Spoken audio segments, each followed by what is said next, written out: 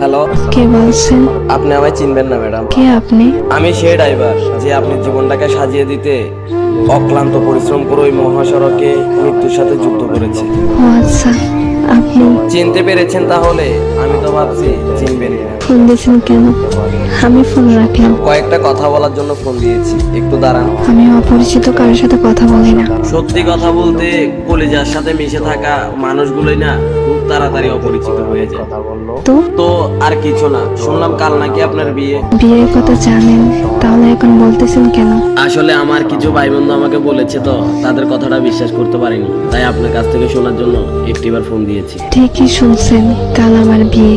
কি বলবেন তাড়াতাড়ি বলেন। আর কিছুই বলার নেই, শুধু একটাই প্রশ্ন, আমার কি দোষ ছিল? আমার ভালোবাসায় তো কোনো কমতি ছিল না, শুধু পেশায় ড্রাইভার বলে আজ আমায় ছেড়ে কোনো প্রতিষ্ঠিত ছেলের হাত ধরে চলে যাচ্ছ তুমি।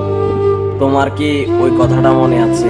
কি কথা? তোমায় না বলেছিলাম আমি পেশায় ড্রাইভার বলে কোনো একদিন আমায় ছেড়ে কোনো এক প্রতিষ্ঠিত ছেলের হাত ধরে চলে যাবা? সেদিন তুমি বলেছিলে কখনোই না। দেখছো, আজ আমার কথাটাই সত্যি হয়ে গেল।